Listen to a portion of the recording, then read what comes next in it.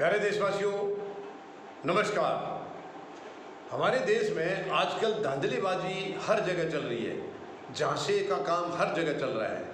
ये सच में चिंता की बात है और सरकारों को इसकी कोई चिंता नहीं है, सरकारों को कोई फिक्र नहीं है। सरकारों का तो आजकल एक ही काम रह गया है, पहले सत्ता में आना कैसे है और सत्ता में आने के बाद सत्ता को बचाए रखना कैसे है, कुर्सी को बचाए रखना कैसे, केवल इसी में उलझी रहती हैं हमारी सत्ताएं।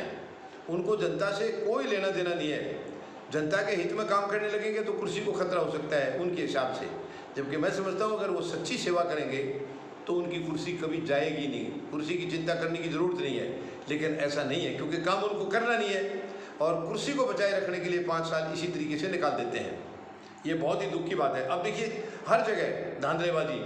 अब एयरलाइन में नौकरी देने के लिए नौकरी का झांसा दे करके कई लोग धंधा चला रहे थे, दुनिया भर का पैसा लूट रहे थे उनसे, और 5 लोग अब इसमें नोएडा से अरेस्ट हुए हैं। दिल्ली पुलिस ने नोएडा से अरेस्ट किया है 5 लोगों का। ये ग्रोथ था, पूरा ग्रोथ है इनका।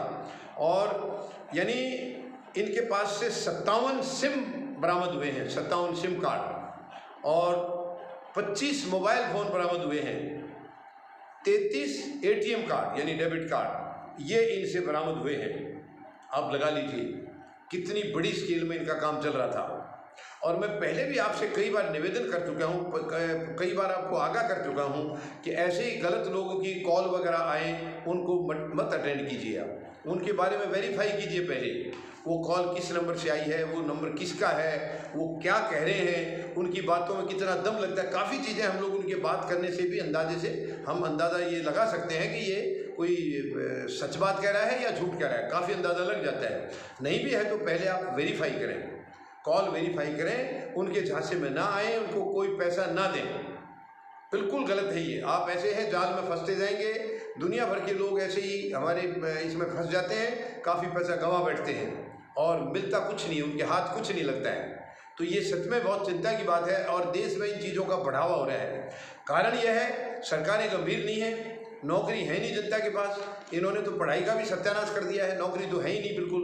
2-2 करोड़ नौकरी हर साल देने का वायदा करके वर्तमान सरकार आई थी, लेकिन आज वो निश्चिंत होकर के बैठे हैं क्योंकि जनता की वोट लेनी नहीं है। EVM मशीन उनके पास है, बटन दबा के वोट ले लेते हैं। अब उनको नौकरी देने की ज़रूरत नहीं है, किसी को पढ़ाई अच्छा कराने की ज़रूरत नहीं है, क्योंकि उनको पूछेगा कौन, टोकेगा कौन।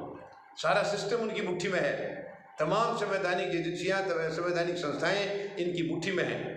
इनको जनता से कोई लेना देना नहीं होता। जनता की तरफ जिसकी जवाबदेही होगी तभी वो जनता की फिक्र करेगी। लेकिन वर्तमान सरकार, इनको कोई जवाबदेही नहीं है, इनकी बिल्कुल भी कोई जवाबदेही नहीं है। तो ये गलत कामों को कौन चेक करेगा? ये केवल समाज को ही देखना होगा, हम लोगों को आपस में देखना होगा कि जब भी कोई गलत कॉल आती है, आपको संदेह होता है तो तुरंत आप उसका वेरीफाई करें, कहीं न कहीं से किसी तरीके से उसका वेरीफाई करें। जब तक आप बिल्कुल निश्चिंत नहीं हो जाते हैं, इस बात के लिए आश्वस्त नहीं हो जाते हैं कि सामने वाला कोई गलत नहीं है, वो सही बात कर रहा है, तब तक आप उसको कोई किसी किस्म की इन्फॉर्मेशन अपनी ना दें, कोई इन्फॉर्मेशन ना दें, कोई पैसा नहीं दें। आपने एक बार दे दिया, आप जाल में फंस जाएंगे। ऐसे आए दिन केस हो रहे हैं, आए दिन कांड हो रहे हैं, काफ़ी पैसा लोगों का फंस रहा है। गलत सलत तरीके से खाते का नंबर ले लेते हैं और वो खाते से भी निकाल लेते हैं। तो मेहरबानी करके, मैं समझता हूँ आप लोग मजबूर हैं क्योंकि नौकरियां हैं नहीं, तो आपको कहीं से कोई ऐसी कॉल आती है तो आपको लगता है कि आशा की किरण मिली है और उसमें आप जाल में फंस जाते हैं, क्योंकि ज़रूरत इतनी ज़बरदस्त है।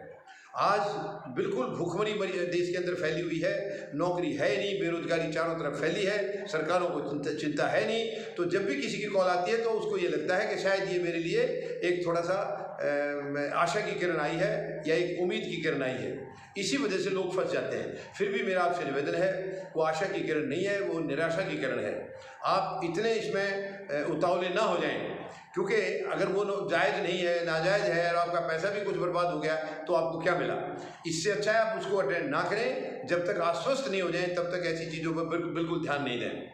मुझे उम्मीद है आप इसके ऊपर गौर करेंगे और अपने आप को ठगने से ज़रूर बचा सकेंगे, क्योंकि ठगने के लिए आज काफ़ी गिरोह देश में हैं। और ये भी मैं मानता हूँ कि ये जो ठगने वाले गिरोह हैं, कहीं ना कहीं सरकारों के साथ और पुलिस के साथ इनकी सांठ-गांठ होती है, क्योंकि नहीं तो ये पकड़े जाएंगे तो सज़ा मिलेगी। इसलिए वो पहले ही पुलिस और सरकार को अपने विश्वास में लेते हैं, उनको भी कहीं ना कहीं कोई नाजायज कमाई करवाते हैं और इस तरीके से ये लोगों को ठगते हैं। तो मेरी आपसे विनती है, अपील है, आप ऐसे जाल में ना फंसें। धन्यवाद। जय जवान, जय किसान, जय हिंद।